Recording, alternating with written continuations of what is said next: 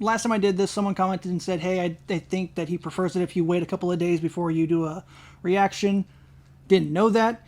Didn't mean to be any kind of disrespectful. Nick, I'm sorry if you ever see this. Chances are you probably won't. But I did wait a couple of days this time. I wanted to give it that 48-hour buffer period. In fact, I think I gave it a little bit longer. But apparently he's all for people reacting.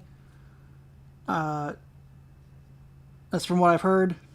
I've seen a ton of people react to his content, and I haven't really seen any negative things about it. No negative feedback. Nick seems like a cool guy. So we're going to do a reaction to his newest video, the Indestructible Marine. Jack Lucas. I think I've heard of this guy. From the pictures and everything, it looks like it's World War II. Not entirely sure what specific conflicts that Jack was in. But considering his young age, 17 years old, that's kind of really consistent with what Marines usually get when people enlist. There are historical evidence of people, I don't think in the Marine Corps, but I know in the Navy and in the Army, they had people as young as 12 join during World War II, which is just crazy. The fact that they were able to lie like that is pretty insane, but it kind of makes sense because you don't really have a way to truly, fact check everything because everything's on paper. But it's crazy. All right, let's get started. Or he just might be the toughest. Today we're talking about America's indestructible Marine, Jack Lucas. He looks 3 years familiar. in the United States Marine Corps, 6 months of which was inside of a prison cell. He stormed the beach at Iwo Jima. He survived jumping on top of 2 live grenades. He earned Why? the Medal of Honor, and he did all of it before his first day of high school, which is really just the beginning of the story. But Wait, first day of high school? At 17? Well, no. I guess in that era, it kind of makes sense. before we get to all that, let's get this sponsorship out of the way. This video is brought to you by Sundays, food for dogs. It's fancy food. Wow, it's like... For dogs. Bro, my dog's with me. Okay, look, long story short, there was a veterinarian that was mad that all the fancy, expensive dog food also needed to be stored inside the refrigerator, which is lame because the refrigerator is for people food. So they created the company Sundays Food for Dogs, and it's high quality food that's been air dried. Essentially, it's jerky for dogs, so it's high quality and it doesn't need to be kept in your fridge. I mean, look at it. It even looks like jerky. Okay, to give you an idea of how healthy this food is, I'm gonna go ahead and read the ingredients right off the bag for you. We've got cornmeal, ferrous sulfate, niacin, thiamine monotrate, riboflavin, vegetable oil. Wait, no. That's the shit I put in my body. The dog food ingredients are as follows. We've got turkey, turkey heart, turkey liver, egg yolk, millet, pumpkin, kale, ground bone, fish oil, salt, parsley. You get the idea. It's really healthy. Which is a good thing because my dog's a pretty picky eater, okay? He likes the finer things in life, like fancy dog food, eating snakes in my backyard, licking his own ass, okay? He's got a very refined palate. It's super important that I get him good food, but not so important that I'm willing to put it inside of my fridge, and that's where Sundays comes in. And the best part is they deliver it right to your door. So if you want to check them out, I'm gonna have a link and a discount code down below. Let's get back to the video. All right, Jacqueline Harold Lucas, born on February 14th, 1928 in Plymouth, North Carolina. It is the same exact story I've told time and time again. These guys all had the same childhood. He grew up during the Great Depression. He really liked boxing. He got in a ton of trouble and got in a lot of fights. When he was 8 years old, his uncle gifted him a Marine Corps dress uniform hat, and he absolutely loved it. He wore the thing to school every day for months, and from that moment on, he always wanted to be a Marine. Fast forward to when he was 11, his dad would pass away from cancer, and Jack, understandably so, didn't take it that well and started getting in even more trouble and more fights. By the time he was 13, his mother, who was still in her mid-30s, was trying to find a new husband, and every time she would bring a guy home, the young 13-year-old Jack, who was a pretty big kid for his age and pretty skilled at boxing, would threaten to beat the shit out of him. I'm 10 years old, but I'll beat your ass. That, combined with all the other trouble and fights that he was already getting into, somebody didn't love you enough when you were younger. School. It is there at the Edwards Military Institute that Jack and all the other cadets would gather around the radio to hear the news broadcasts that the Japanese had attacked Pearl Harbor.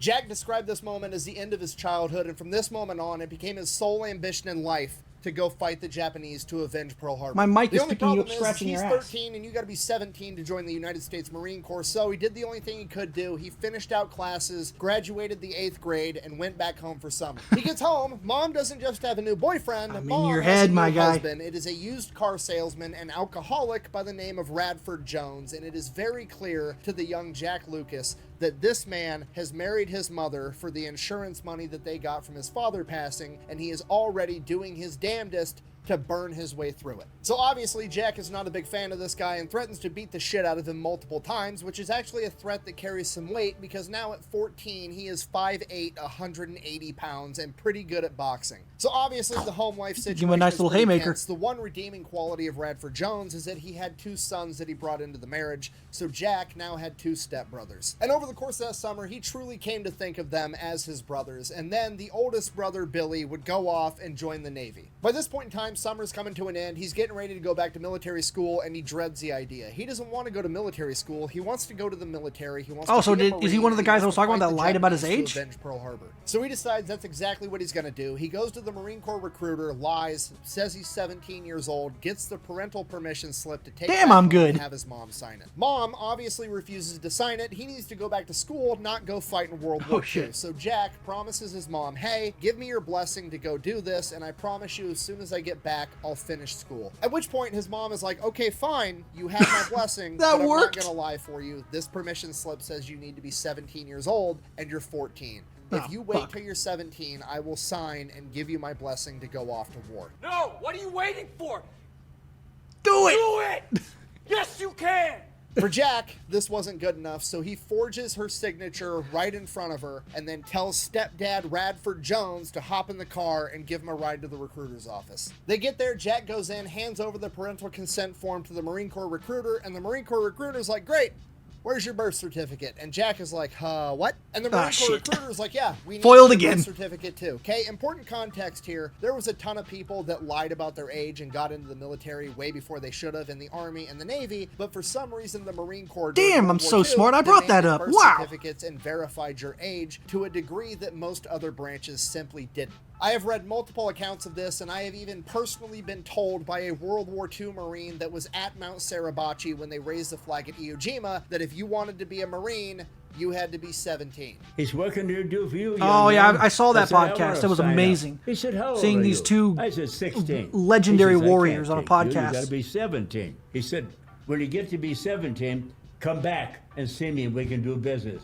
So he could just walk right next door and try Such to a join great the Army or the podcast. Navy and probably get away with it, but he's always wanted to be a Marine since he was 8 years old. So he walks back out to the car, Radford's still sitting in it, head hanging low, he's absolutely devastated. At which point, Radford Jones, fucking stepdad of the year, is like, what? I thought I got rid of you. Why are you back?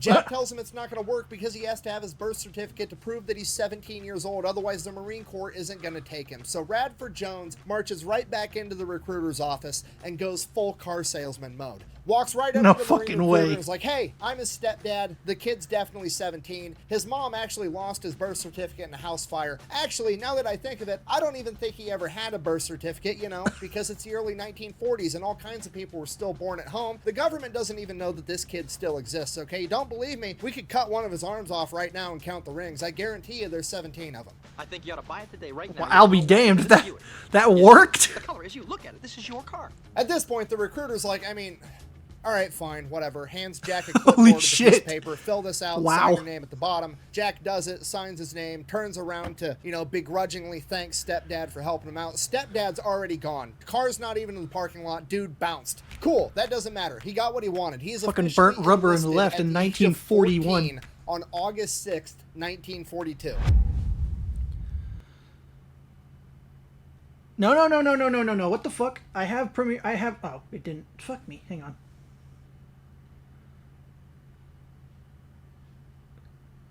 Piece of paper, fill this out, sign your name at the bottom. Jack does it, signs his name, turns around to, begrudgingly thanks stepdad for Why is this helping him registering out. just Stepdad's YouTube? I have already gone. Premiere. Car's not even in the parking lot. Dude bounced. Cool. That doesn't matter. He got what he wanted. He is officially enlisted at the age of 14 on August 6th, 1942.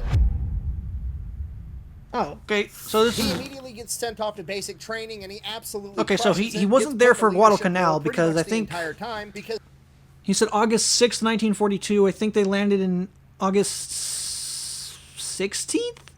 I think that's when they landed on Guadalcanal, and they were there until February. So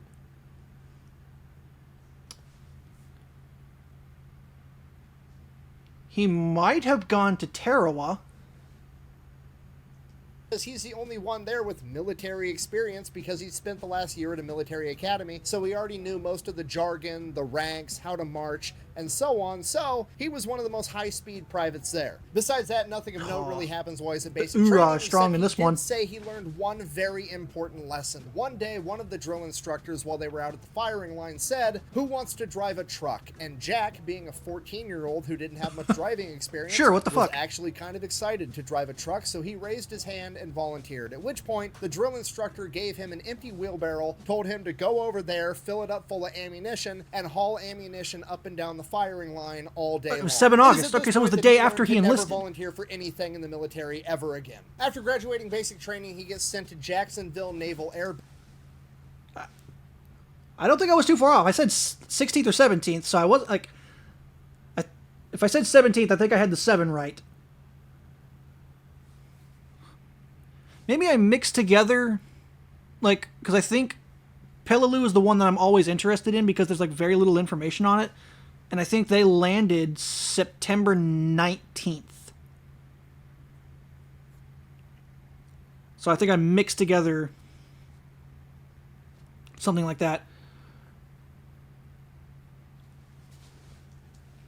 Base where he basically gets to be a gate guard and But I do didn't some know it more was training. August. I Now, knew it was August, and I knew it was basic August training. to This is February. more advanced training, and when you go to these more advanced training courses, typically you're allowed to have liberty, leave over the weekend. You're allowed to go out into town and drink and Jack might have been on mingle Tarawa. with the civilians. It's possible. I'm going to say that again, but slower. The 14-year-old Marine that nobody realizes is 14, including all the other Marines, the bartenders, and all the women at the bar, is going to go drinking at the bar with the Marines every Hell week. yeah! I'll let your imagination tell you what happens. No, man. He got shit-faced.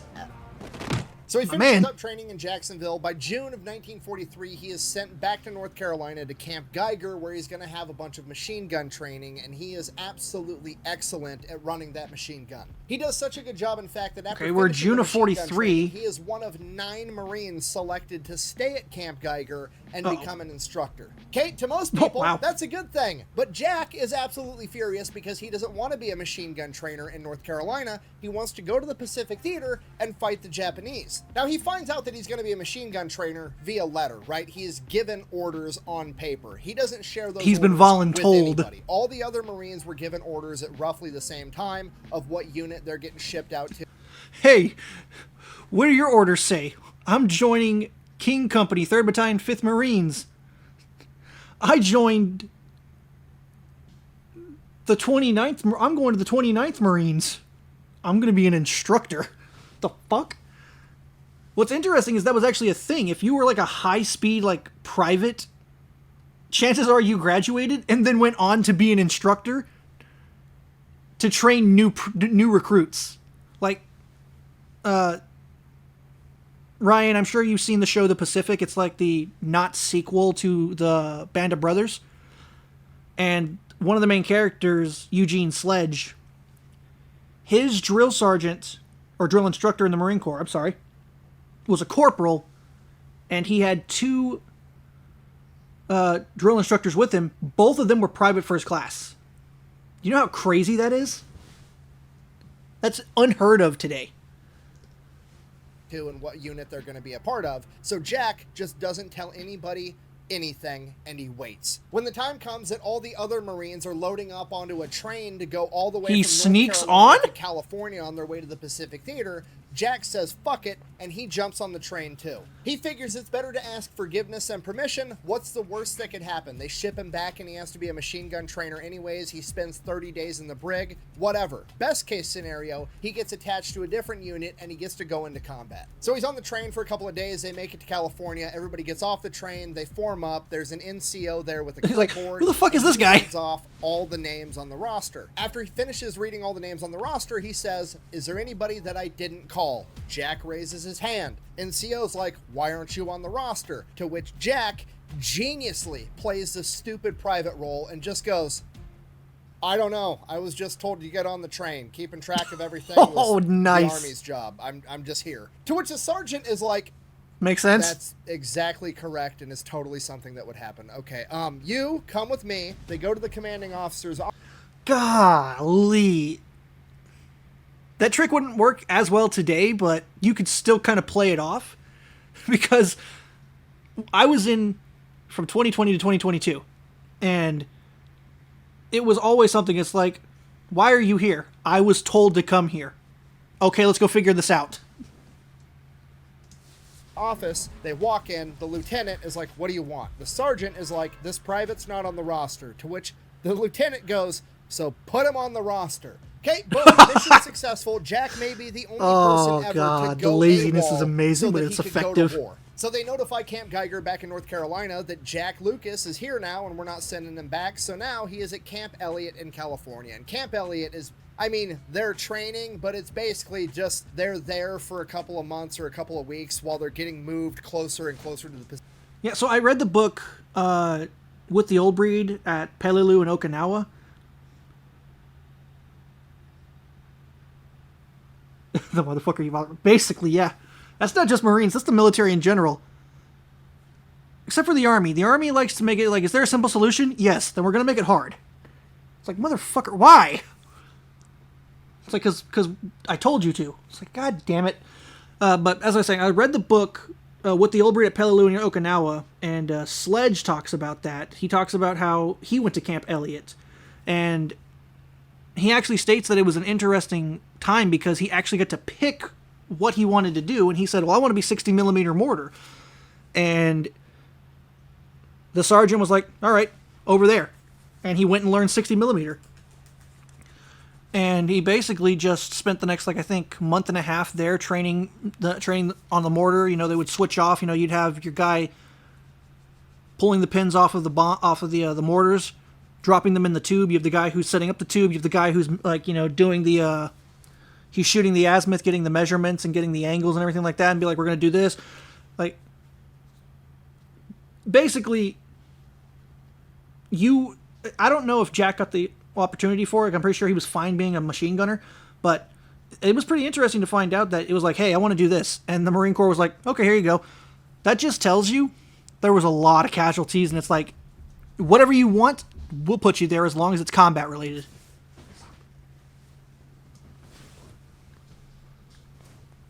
Pacific Theater to go into combat. So during the day, they're doing stuff, you know, they're like moving supplies, administrative bullshit, but every night they're going out, they're getting hammered, going out on the town. This might be their last chance some of them ever have to have a good time, so that's exactly what they're doing. And Jack, you gotta remember, he's still 14. He's feeling kind of self-conscious. He's got a bunch of other 17, 18, 19, 20-plus-year-old Marines talking and bragging And about he's all the one of the women they're sleeping boys. with and how much they're drinking and all the crazy stuff they've done.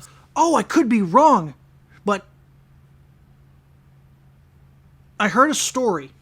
I don't remember if it was a sailor or if it was a Marine, but he was awarded a very high medal.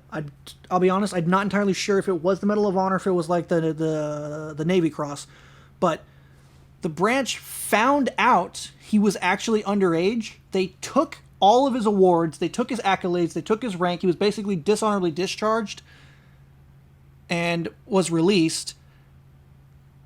And I don't remember how long it was, but after anywhere from, like, I think 1 to 10 years, he and along with everybody in, like, his town, his battle buddies who were still alive, basically went to the government and said, fix this shit, give him his stuff. He was in combat, regardless of his age. He fought with us. He is a Marine or a sailor. I don't remember. Give him his shit back. And they're like, okay, fine, we'll give him his shit back. So, in a desperate attempt to look cool, he reaches into his bag and he pulls out his 38 caliber revolver, actually his mom's 38 caliber revolver that he took with him, and he's just sitting on his bunk, twirling it on his finger. It's not loaded, is it? It's fucking loaded, and he fires off a round through a God couple of tents. Luckily, damn it. nobody was hurt, but Jack is like, all right, well, time to mail that back home. So he mails that back home to his Oh, you should have house. kept it. That would have been very useful in combat. Where did you get that shit?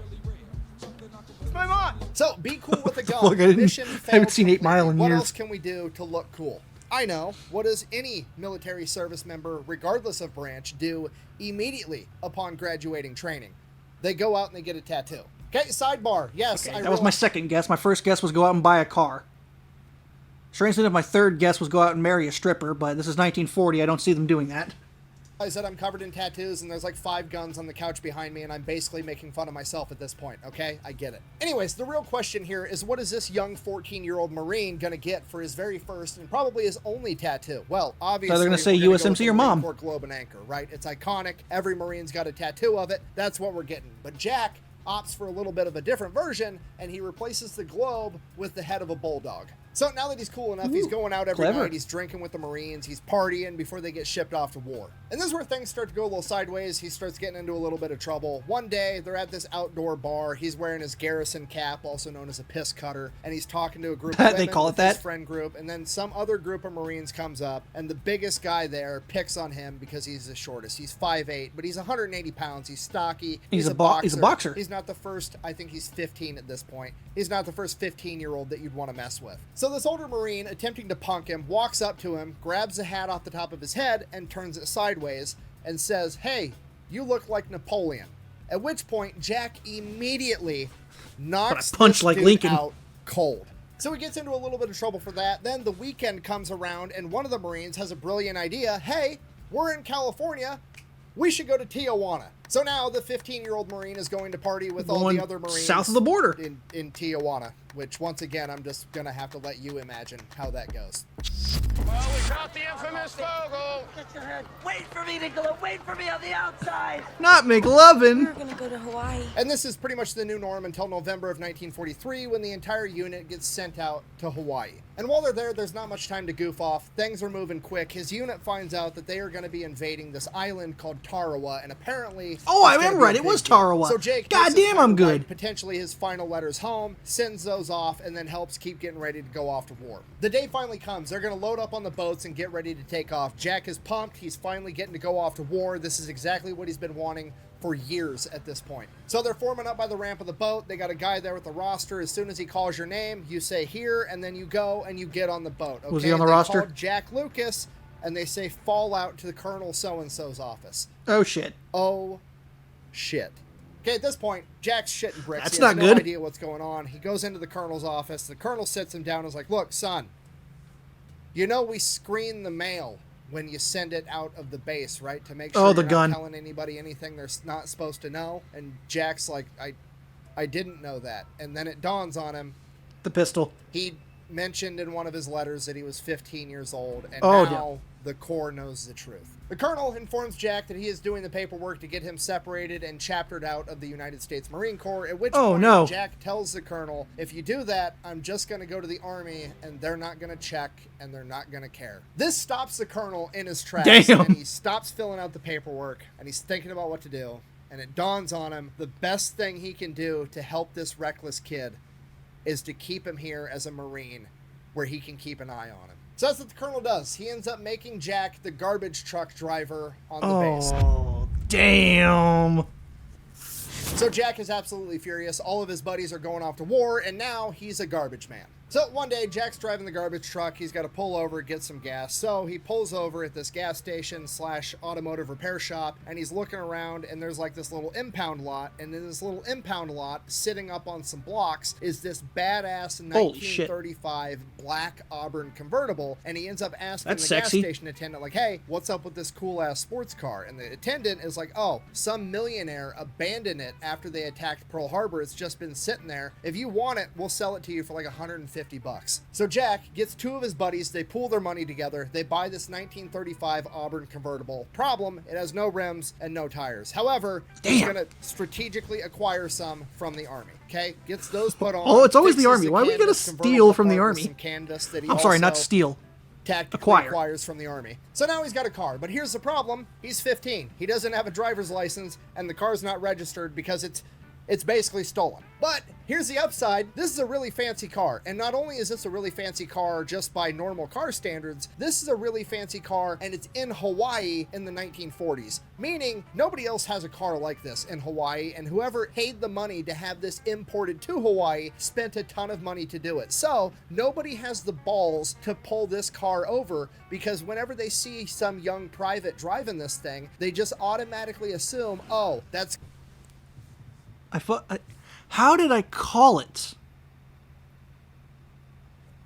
He doesn't have the APR, thank God, but he bought a car. I'm an idiot. I completely overlooked it. He bought a sports car. That's the most private thing ever. Holy shit. Fuck. How did I not notice it earlier?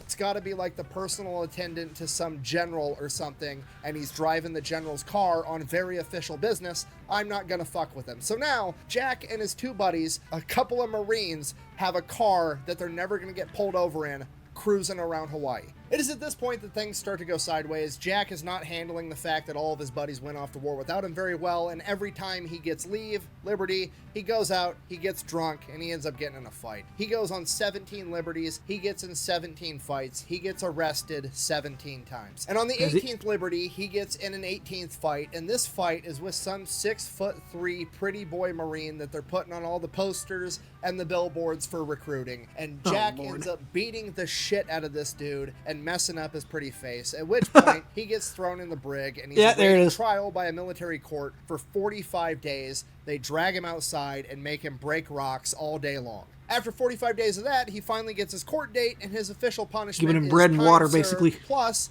30 days of bread and water. Bread and water is a Navy punishment that's been around pretty much since the inception of the country, and they didn't get rid of it until 2019. Confinement on bread and water was one of the Navy's harshest non-judicial punishments and was actually codified as an option to use on E3 ranks and below for misdemeanor offenses. What it originally was back in the day was basically solitary confinement, except for your meals you get 2 slices of bread and 1 glass of water. And then in 1909 they decided that 30 days, which was the maximum sentence, was too much, and they reduced it down to a maximum of 7 days on bread and water that was allowed. Some instances involved, not only were they only given bread and water, but they were basically thrown in like an empty room, no bed or anything. And some stories go, they would try and hide the fact that they were trying to smoke cigarettes, because if they were caught with cigarettes, that meant that they had some liberty that they weren't allowed to have. And the MPs would come in with a fire hose and start blasting water. Now, this is the 1940s. Shit got crazy. That's later than 1909. How on earth did Jack just get sentenced to 30 days of bread and water? Well, the workaround, if you really upset somebody, is they'll still sentence you to 30 days. But once a week, you'll get 1 normal meal and like an hour outside of your cell. That way it resets the clock on your 7-day punishment, because you just can't go 30 days unbroken without a normal meal. So they give you 1 meal to reset the clock. So that sucks, but he gets through it. By the time he gets out, it's May 1944. Meets back up with his buddies. They still got the car. Everything's... Okay, so he didn't go to Tarawa. Okay, maybe he went to Saipan, Peleliu, or the Philippines. Maybe even Iwo Jima. Not sure. It's good, okay? You just got out of jail. What's the first thing you do? You're a 16-year-old Marine. Obviously, we're going to go steal a bunch of booze and get hammered. What a stupid son of a bitch. So Jack and his buddies decide they're going to get 15 jerry cans, and they're going to sneak into the harbor at night onto a naval vessel and fill them with all the booze from the naval vessel's reserves. Okay, it goes great. They get away with it. They get 15 jerry cans full of beer, and they bring it back to the company, and everybody starts drinking. They have a great time. After a couple hours, all the booze is gone. Jack and his 2 buddies, it's okay, we'll go get more. They grab the empty jerry cans, they throw them in the car, they hop in the car, they drive back to the same exact ship. They literally return to the scene of the crime, and they end up crashing the car along the way. So the other 2 buddies, they bail out, but Jack was sitting in the middle seat, so he didn't have time to jump out. He ends up getting tackled by the MPs, and they got him. Jack, being the homie that he is, refuses to rat on anyone, gets 45 days of breaking rocks awaiting his court date, has his court date, gets sentenced, 30 days, bread and water Again? For every meal, or just eat it all the time without even stopping. Bread makes you fat. Bread makes you fat? So he does his He time, got tired of gets this out, shit and when he just gets said, out, "Fuck it, I'm joining." Something's different. There's hundreds of ships now, okay? There's a ton of Navy dudes, way more Marines. All the ships are sending Higgin boats ashore to let all their guys go on leave, get supplies, and so on. And he figures there's hundreds of ships out there. One of them has to have my cousin, Sam Lucas, on it, right? So he decides that he's going to hop in one of these Higgins boats and ride out to one of the ships and start asking There's around, hundreds see of if he can boats. You're maybe taking figure a out where his cousin's at. long-ass So that's what he does. shot. He just hops onto one of these Higgins boats, gets ferried out to a naval vessel. Nobody's really asking questions or verifying anything. They're going back and forth all day long. It's really not that big of a deal. So he gets onto this U.S. naval ship. It's the USS Duel. He gets up, starts asking around like, hey, does anybody know my cousin? His name's Sam Lucas. And holy shit, the very first ship out of a couple hundred. Holy fuck. With luck like that, I think he should do the lottery. Holy shit. He'd probably win the lottery with that kind of luck. Is the same exact ship that his cousin's on. Not only that, but his cousin is on board right now, and he's in the infirmary because he's getting stitches because somebody smashed him in the face with a beer bottle in a bar fight. Apparently, it runs in the family. So As he you goes do. and meets up with his cousin. They're having a little reunion. They're hanging out, and the time comes. He should probably, hop back on a Higgins boat and make his way back to the base. He's on leave, but obviously he can't sleep on the ship. He doesn't have a bed here. At which point his cousin Sammy is like, hey, most of us are just sleeping on the deck of the ship anyways, partying. Nobody wants to be down in the dungeon where the cots are. It's so nice outside. We're just sleeping out in the open. Yeah, because it gets really, really hot under there. Like I said, the books I've read, they'll be down there, and then they'll be like, fuck, it is hot. I can't breathe. So they go up to the deck and just lay out there. It's like, I got the sun on me, I don't care, but I can breathe. You could sleep here too. And he's like, okay, perfect. So he just stays the night there. Then while they're hanging out that night, Dude, Lucas is like... This dude just irradiates no fucks given. He's already abandoned his post from being a machine gun instructor. He's now abandoning the next one just to spend time with his cousin and then go to war. Holy fuck. Sam explains to him that they're gearing up for some big, huge island invasion, a massive battle It's the Philippines. that all these ships are going to be going to. At which point, Jack is like, fuck it, I'm staying here. I'm going to stow away on the ship. Nobody's going to notice because there's hundreds of dudes Ask for just forgiveness, sleeping on the then deck beg of for every ship, permission. And I blend Or right in. I beg have a for Marine forgiveness, then ask for uniform. permission. I look like everybody else. Nobody's going to know that I'm here. I'm just going to stay here and end up going to battle so I can finally fight the Japanese. Yet again, going AWOL so that he can go to war. He just starts living on the ship. And this goes Golly. on for 29 days. On day 29, his cousin Sam is like, okay, are you sure that you want to do this, dude? Because on day 30, you legit, it's no longer like you were AWOL, you weren't where you're supposed to be in the military. You become a legitimate fugitive, and they're going to send your picture to every sheriff's department in the country. Hearing this, it dawns on Jack like, oh shit, I really don't want my mom and my family and all my friends seeing me on wanted posters being a fugitive from the law. A I better deserter. go turn myself in. So he goes to the captain of the ship, explains everything that happened, and the captain is like, We're not Bro. turning around. this is going to be so much paperwork. Why did you do this on my ship? And the real problem is this is like, Exactly. It's one of those. It's also one of those things where he's like, well, we're not turning around. We're still going this direction. I guess you're going with us. Welcome, a day or Marine. two before all the ships are supposed to leave to head off to Iwo Jima. Oh, never mind, So when never the mind. captain runs it up his chain of command Whoa, did he say Iwo Jima? too before all the ships are supposed to leave to head off to Iwo Jima. So when the captain Oh. I thought it was the Philippines. runs it up his chain of command, talks to his boss, some colonel, and is like, hey, I've got this stowaway that wanted to go and fight the Japanese. The colonel's like, I don't care what you do with them. Just figure out where to put him. At which point, Jack chimes into the conversation and is like, actually, can I be stationed with the Marines right here on this ship? My cousin's here. It'd be great. At which point, the colonel's like, fucking sure, I don't care. Get out of my office. So Golly. Wartime colonels in World War II did not give a slight fuck. That is amazing. at this point, the commander of the ship is like, okay, well, I guess you're with me. I'll get the paperwork squared away and we're setting sail tomorrow. So I guess Fucking find a bunk. So now that original colonel that was the one that decided that Jack was going to stay in Hawaii so that he could keep an eye on him is kind of put in a very difficult situation like because shit. in order to stop this transfer, he has to admit that Jack is underaged and that he knew about it, which is going to get him in trouble. And that's assuming that he ever even found out about this in the first place before they set sail, which he probably didn't. Regardless, Jack is now headed off to storm the beach at Iwo Jima at the age of 17. Okay, was that one of my guesses? Because I didn't know it was that massive for the naval fleet for Iwo Jima.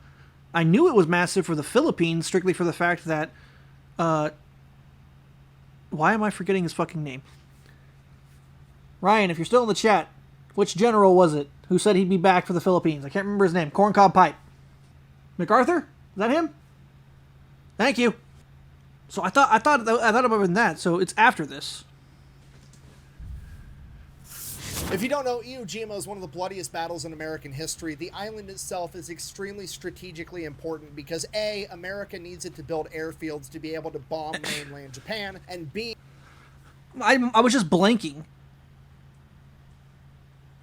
Oh, I know why the problem was. My mind kept going to his first name. I think so. Yeah. My mind kept wanting to say General Douglas, and I'm like, that's not right. They can't allow Japan to have it because they'll set up radio arrays that are going to be able to give them a 2-hour warning whenever America does try to bomb if they don't have this island. This island is only 8 square miles, and the Japanese have built underground tunnel networks, pillboxes, and artillery positions. Yeah, the pillboxes, they'd been building those up for years, but I don't really think they utilized them to like the advantages that they had until after the events of like Tarawa. Because I think Saipan, Peleliu, Iwo Jima, and Okinawa were longer battles because the Japanese decided to stop banzai charging and they just went into the mountains and basically waited. Artillery, airstrafes, all that stuff, dropping bombs directly on them. They're just chilling. They'd feel the shake like it was an earthquake, but it was just like, it's like, oh my god, they're still at it. It's been 4 days. And they could hide out there for years.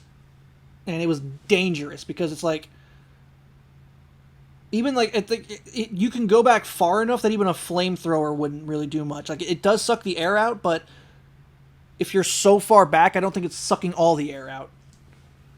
All over it. There's over 20,000 Japanese soldiers there that have all been ordered that they are required to kill 10 Americans before they die themselves. The battle takes place in February of 1945, but the Americans have been bombing it and shelling it with naval gunfire since November of 1944. By the time... You know how crazy that is? They were shelling it for basically 3 full months. I guarantee you, any Japanese soldier that lived through the Battle of Iwo Jima has probably got a headache that's lasted for almost 100 years now. It's like, how's your headache? It's still persisting. When the Marines got there to launch their amphibious landing, many of them described the island as looking like a burnt pork chop with no signs of life anywhere. Despite that, most of the Japanese... Fun fact. I don't think you can see it on screen. No, hang on. This guy right here is one of the founders of Black Rifle Coffee. This actor right here. A burnt pork chop with no signs of life anywhere. Despite that, most of the Japanese soldiers survived by hiding in their underground cave networks. So bombing's not going to work. They're going to have to send in the Marines to clear out these caves in close quarters combat. And let me tell you, back in Grandpa's day, they did CQB a little bit different. Yeah. Boom. Throwing some grenades, blow it up. That During don't the work. attack, forces are pretty much going to Flamethrower be it. split in half. Half the forces are going to be taking over Mount Suribachi, and the other half are going to make their way north so they can take over the airfield. And Jack is going to be in the second wave landing on Red Beach, meaning that he will be making his way north to attack the airfield. The first wave launches, and it's anticlimactic. There's no gunfire. There's no... So I could be wrong, but I think John Basilone, one of the highest awarded enlisted Marines, was also part of the wave to go after the I don't drink coffee.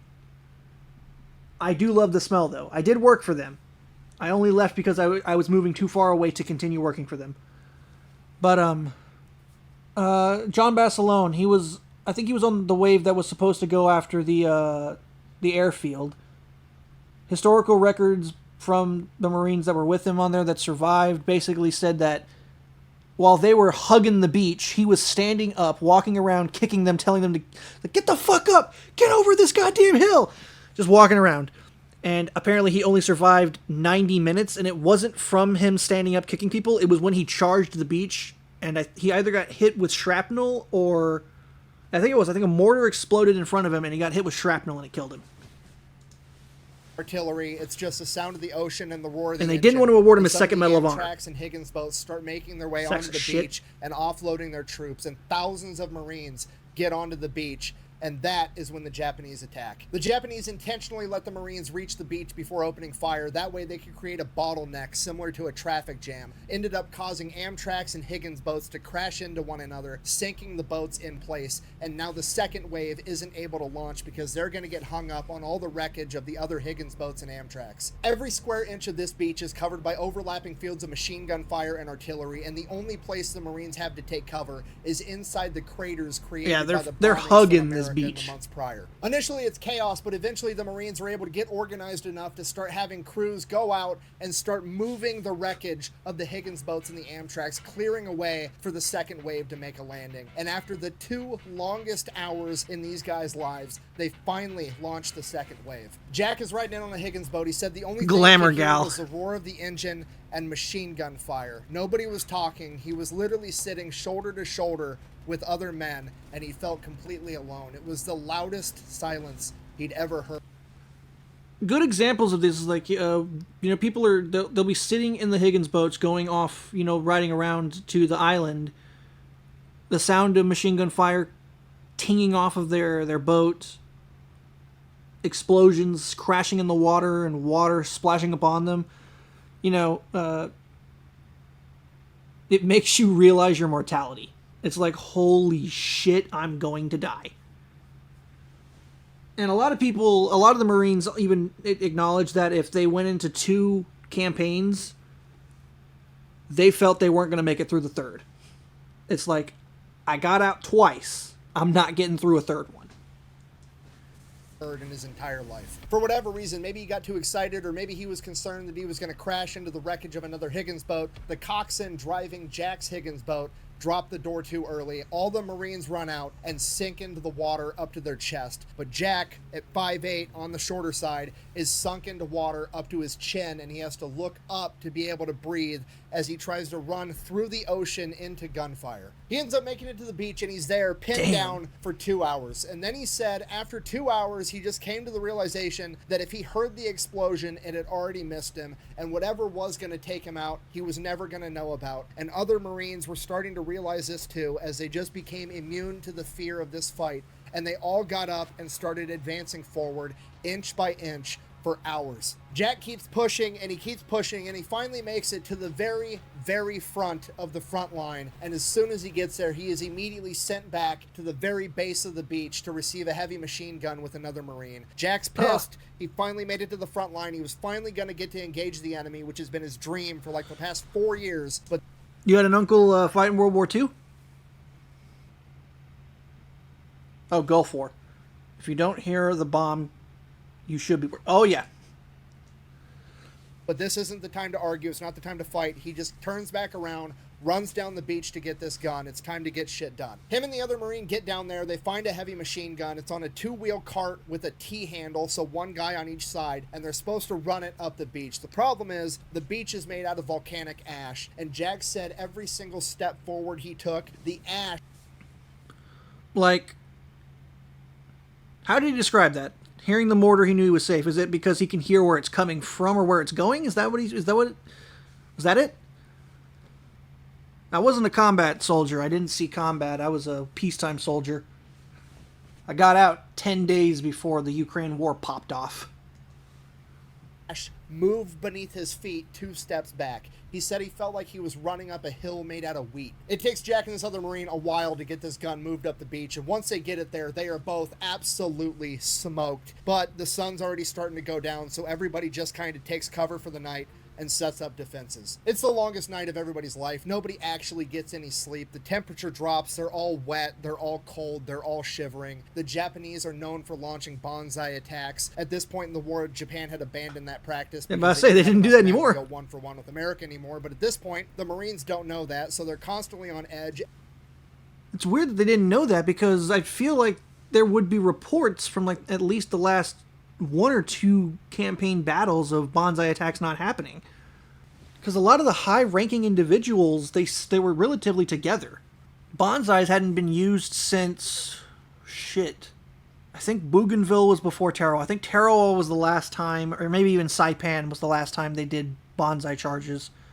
Because they realized that if we're sending out 1,000 guys, and we're losing all 1,000 of them, and the Americans are only losing 5, those aren't really good numbers.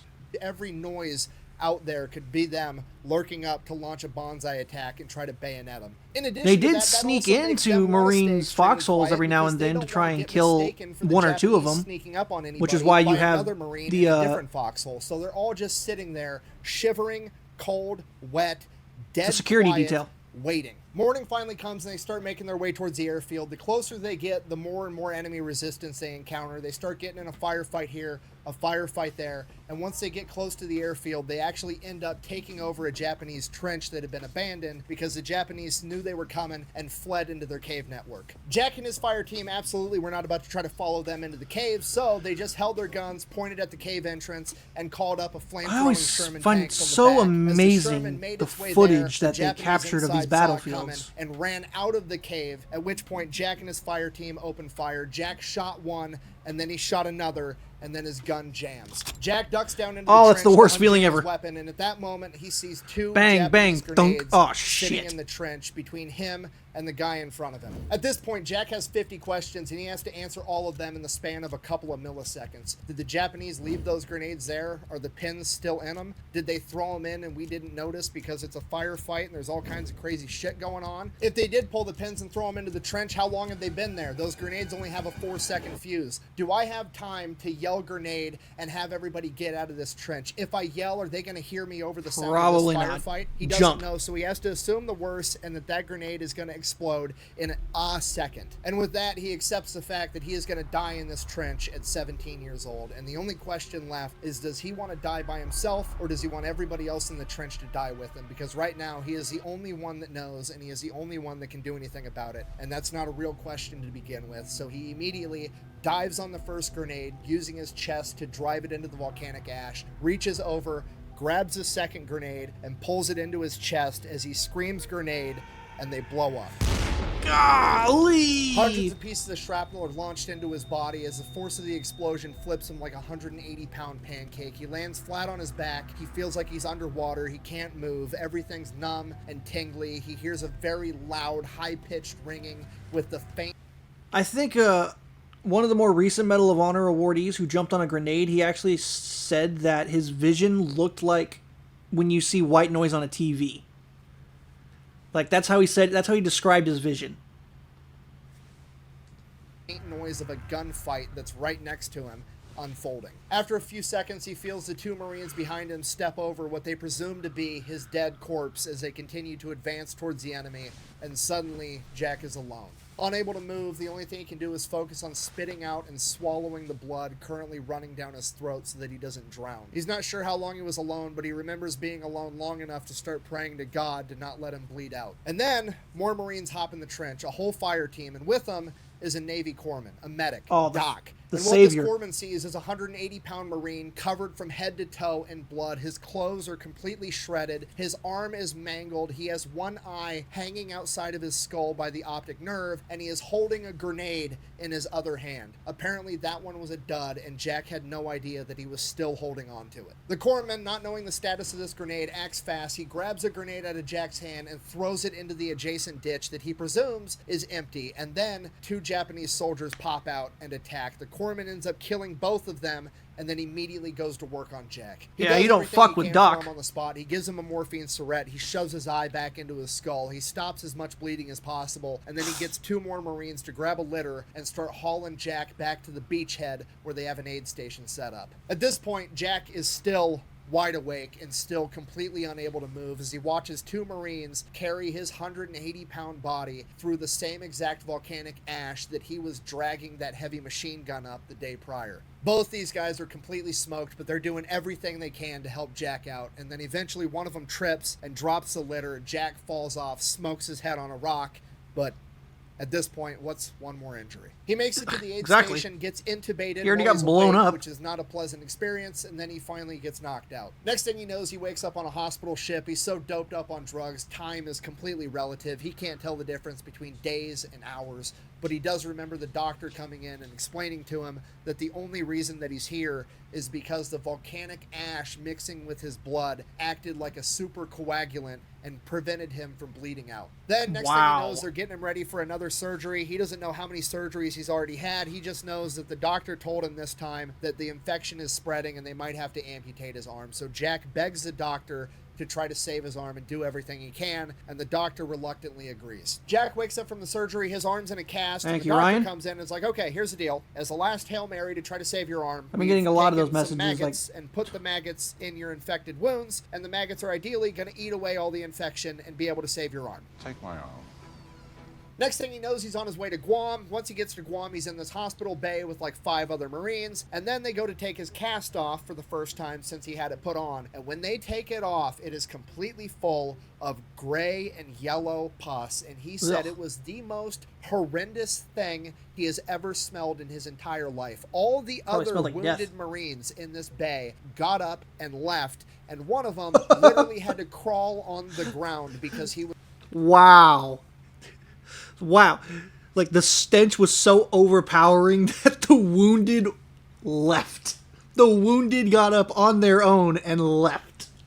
That says something. So messed up, and he did it just to get away from the smell. It's like, wow, that's Jack fucked. said it was so bad that he didn't blame any of them at all. He then ends up getting sent back to California, where he undergoes over 20 surgeries. Over the course of these surgeries, they remove over 250 pieces of shrapnel from his body, They probably ranging didn't in get it all. size from a BB to a 22 caliber bullet. And that's just the shrapnel that they were able to get out. He will live the rest of his life with 8 pieces of shrapnel permanently lodged in his brain, 6 in his right lung, and over 100 pieces throughout the rest of his body. In addition to that, he now also has what he describes as tattooing all over his chest and arms because the volcanic ash was rocketed into his flesh and his wounds and is now healed into his skin. From there, he gets sent closer to home to a hospital in Charleston, South Carolina, where he undergoes a ton of PT, and he ends up getting medically discharged from the Marine Corps in September of 1945. And with that, he goes back home Well, the war was already North over. Carolina to live with mom. And he's there for a couple of weeks, and he gets a phone call that he needs to report to Washington, D.C. on October 5th,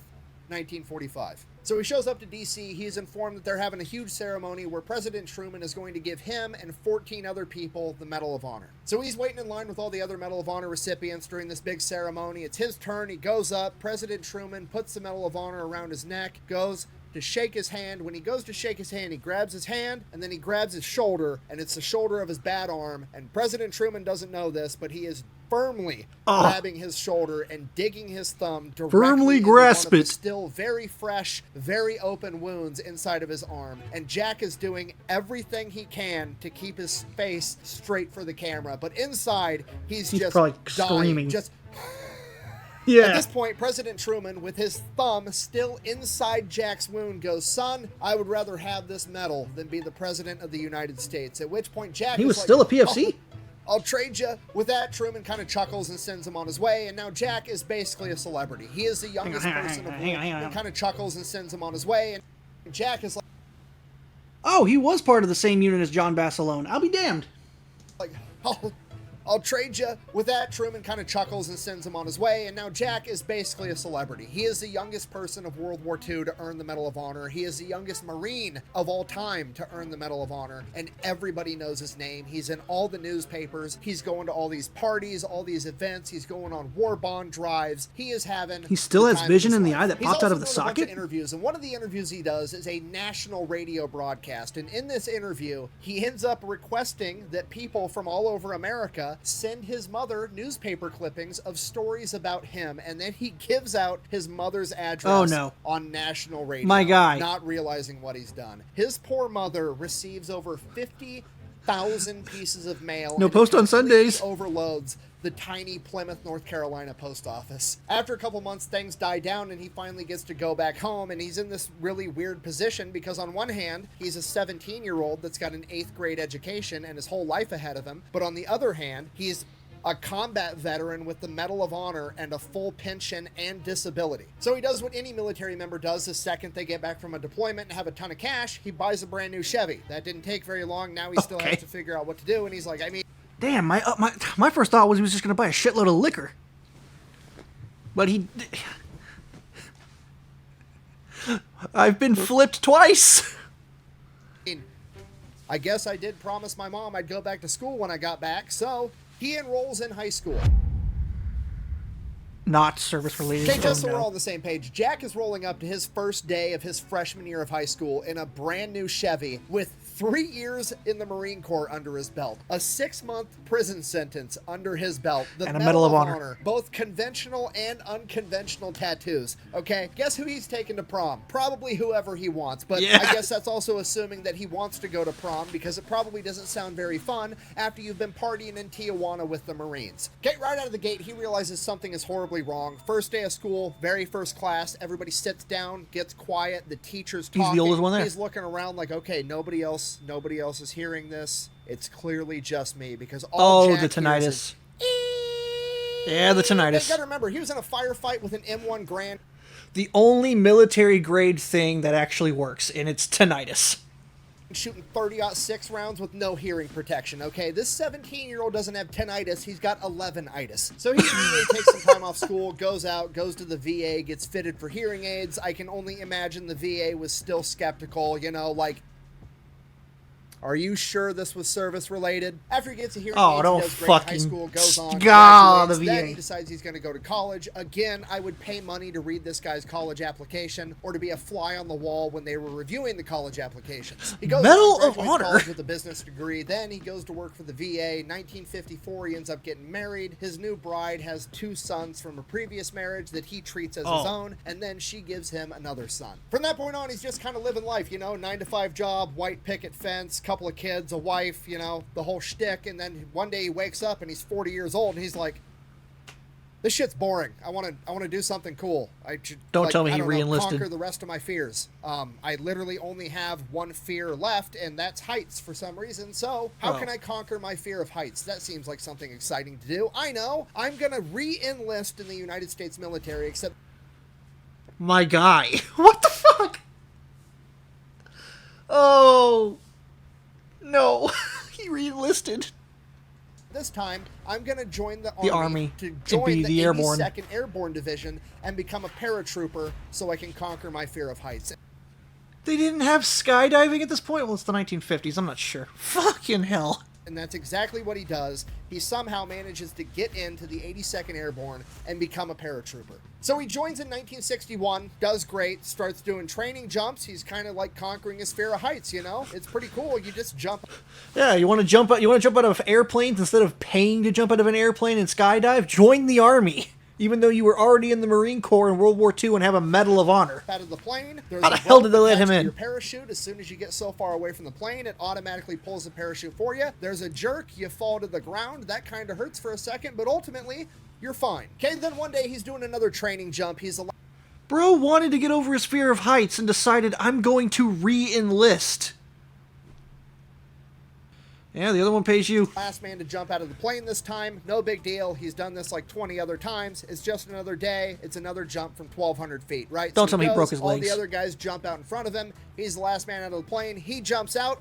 Don't tell me his chute didn't deploy. Did his chute not deploy? And then he waits. Oh no, he his chute waits. didn't deploy.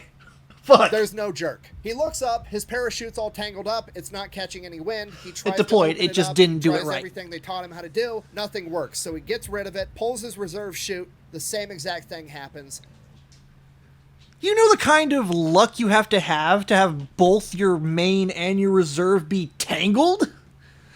I think God was mad at him that day. Fuck. Okay, he's panicking. He's flying past other people that have their parachutes like, "Hey, guys." open on his way down to the ground. It's just going to be a matter of seconds. And he's like, I mean, I'm probably done, but the best chance I have at maybe surviving this is landing feet first and doing the little combat roll like you're supposed to do when you have the parachute attached. So, fuck it. I guess I'll try it. And that's Did what he that does. fucking He work? glides with the ground, feet first, does his little roll thing, and then stands back up completely fine. Okay, this man's got plot. What the fuck? He didn't even break his legs? This guy is superhuman. Armor and a plot parachute, okay? I don't know what he had planned for the rest of the evening, but I'm willing to bet it was to find John Connor. And just to be clear, when I say he was unscathed, he was completely unscathed. He did another training jump 2 weeks later. He said that first jump after the accident, he didn't hesitate at all. He jumped right out. He wasn't scared one bit, which sounds counterintuitive. You would think if anything would make your fear of heights a little bit worse, it would be jumping out of a plane with no parachute. But then you think about it and you're like, well, yeah, no shit, you weren't scared. What's the worst that happens? Your parachute doesn't open and then you're the main character and you're completely fucking fine? Why would you possibly be scared of heights anymore? He goes on to complete 45 jumps between 1961 and 1965. He got out in 1965 when he found out that the United States Army was not going to allow him to deploy to Vietnam because he was a Medal of Honor recipient. So he's like, well, this is lame. I've conquered my fear of heights. Deuces, Peace. I'm out. Oh, no. He goes to war in World War II, gets blown up, somehow doesn't lose his arm or his eye, keeps vision in his eye, gets out of the Marine Corps, gets awarded the Medal of Honor.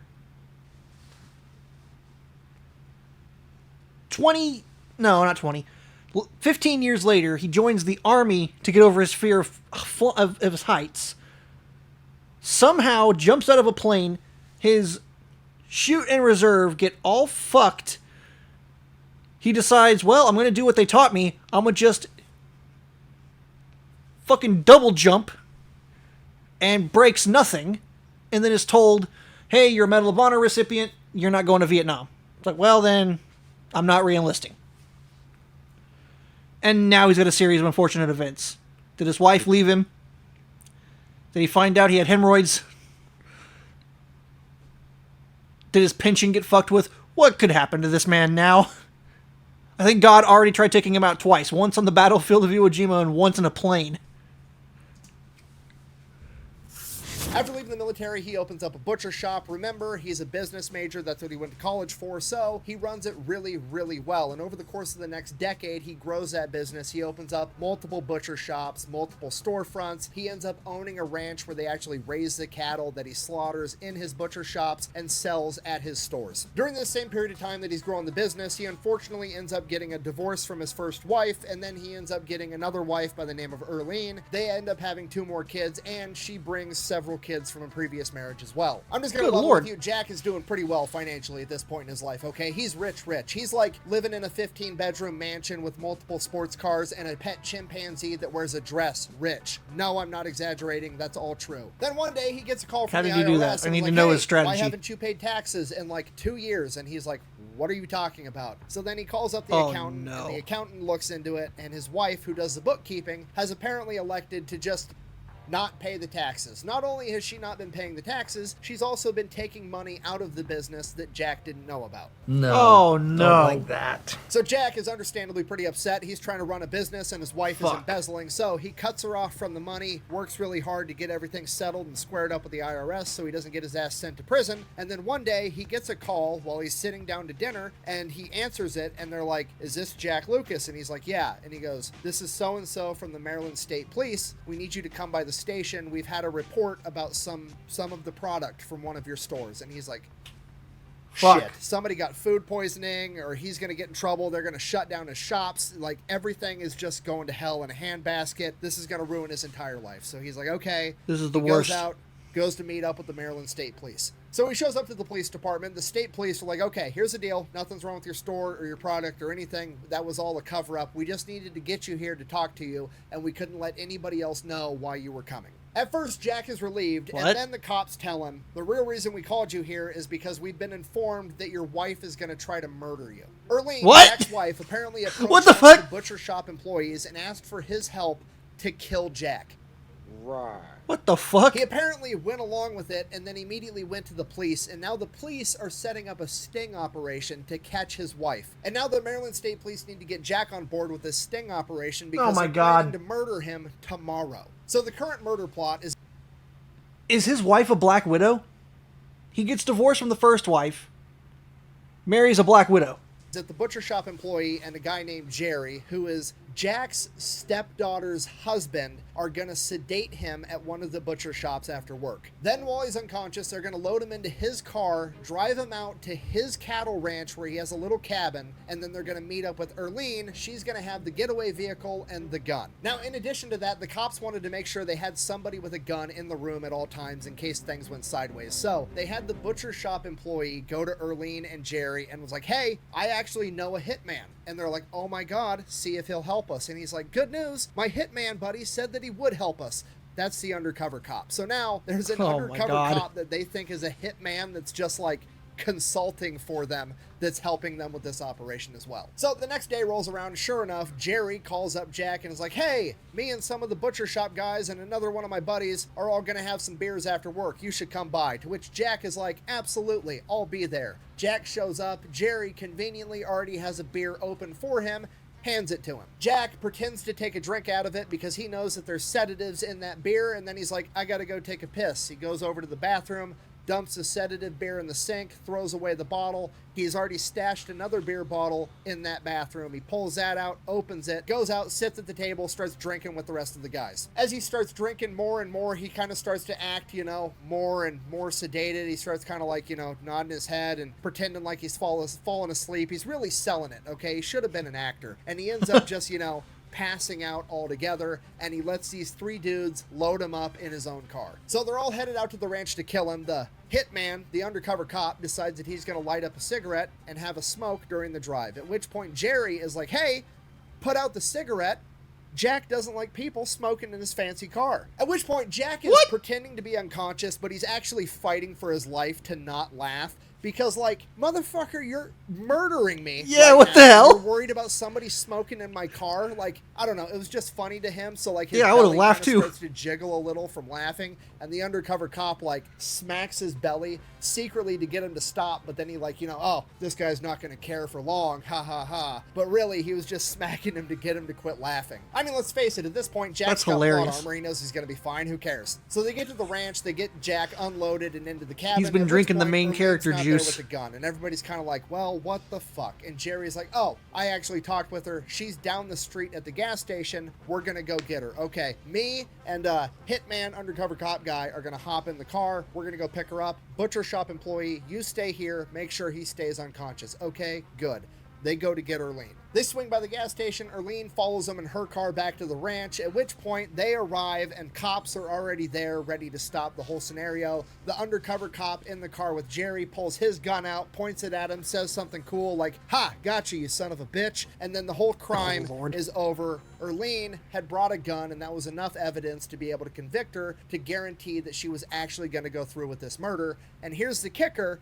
Jack owned a lot of guns. He had a lot of money. He was a veteran. He liked guns. Of all the guns he had, she elected to grab his .38 caliber pistol. The one that he used in caliber pistol, the same one that he had in the Marine Corps, twirling around his finger in the tent that he had accidentally shot off. His most sentimental weapon. And she was going to use that. Shoot him in the head with it. And despite that, Jack goes to court and testifies on her behalf because he doesn't want the mother of his kids in prison for 20 years, which is what she was facing, and she gets pleaded down to 10 years of probation. Obviously, they still separate. They get a divorce. He ends up moving back to North Carolina, buys a plot of land, sets up a detachable garage, buys a mobile home, and he's just kind of living there. Then him and Erlene's oldest son, Kelly, comes to live with him, and that's what he's got going on. He kind of let everything else in his life go. He's living in this mobile home, and everything just kind of is what it is. Then, before Jack can even get the city to run a water line out to his new mobile home, the neighbor ends up lighting his mobile home on fire with him in it because he didn't want neighbors. So he wakes up in the middle of the night to the smell of smoke. Him and Kelly get out of the mobile home. The entire thing burns completely to the ground. He loses everything, all of his guns, all of his pictures, letters, all of his stuff from his time in the service. And the next morning, the only thing he's able to pull from the ashes of his mobile home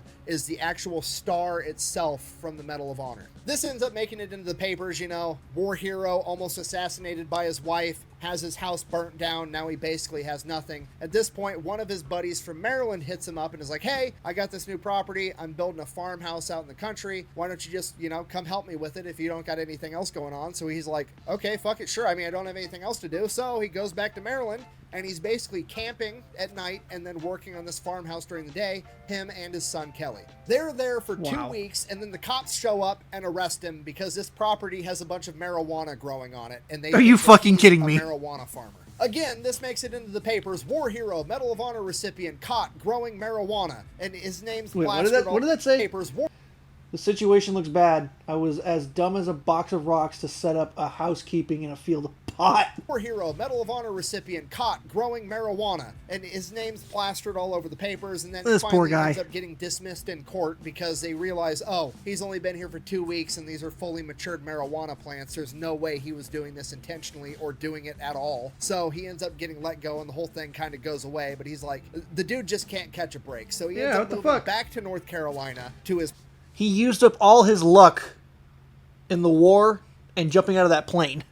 His luck has run out. Property where his burnt down mobile home was, and now he's living inside of the detached garage. And to make things worse, the IRS starts garnishing all the money he gets from being a Medal of Honor recipient and his disability checks, because apparently the situation with Erlene was worse than he had originally thought, and he apparently still owes the IRS money, so they're taking all of his government benefits as well. Once again, the newspapers hear about this, they run with the story, a veterans organization finds out, and they put a ton of pressure on the IRS to fucking knock it off. Yeah, the fuck dude's a off. Medal of Honor recipient. He shouldn't have to pay taxes, period, let alone have his fucking benefits garnished because you think he owes you money. The IRS takes so much backlash, they end up giving him his benefits back, and the federal government steps in and ends up making it a law that veterans' benefits are immune to creditors and they cannot be garnished by the IRS whatsoever. Thank After God. that fiasco, he ends up getting in touch with one of his old friends from the military, and he decides I don't need that he's my gonna go out and benefits visit being him in garnished. Hattiesburg, Mississippi. And while he's there, he absolutely falls in love with the town, and he decides that he's going to move there. He buys a house. He meets a lovely lady by the name of Ruby. He describes her as pretty,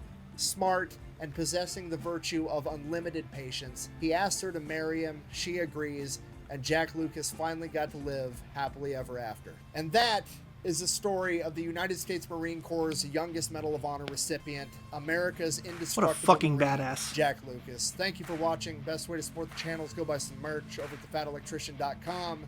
Quack bang out. Okay, so it wasn't the veteran I thought it was. I think that guy was a sailor, but I was hitting a pretty good stride there until it was like, oh yeah, but this happened and it didn't, and so this thing that you thought was going to happen didn't happen. I was like, damn it. Either way, Nick kills it again with a great video. Very interesting, very entertaining. Very informative, especially when you come to find out about these legendary warriors who loved their country a lot, wanted to do what they wanted, had so much patriotism, and grew to have a love for the brothers that they made in the service. And the fact that this guy somehow was able to not only enlist at 14, we were told by that, but abandoned his post twice and didn't get in trouble, jumped on a grenade, survived, got out of the Marine Corps, joined the Army 15 years later, just to jump out of planes, had 2 malfunctions with his main chute and his reserve chute, and somehow hit the ground and not break a single bone in his body, only to have life basically said, you have run out of luck points, my guy. We are hitting you with everything for the rest of your life. Like, oh my God. That's crazy. It's an interesting video. I can't wait to see what Nick does next week. I'll definitely do this again, especially if he does more military stuff. I always find military stuff very interesting. Nick's more informed than me, but I also find myself to be like an amateur historian. I focus a lot, especially on World War II. And learning about people like this is always, it's enlightening, and it's like, it energizes me because it makes me want to continue what I do, because I love history. Like, it's one of those things. It happened, it doesn't change. The people who tell you the story might say it happened differently from their perspective, but at the end of the day, what happened, happened. So it's very interesting. That's going to do it, though. I'm definitely going to do more of these. This was also a very interesting thing, so see y'all later.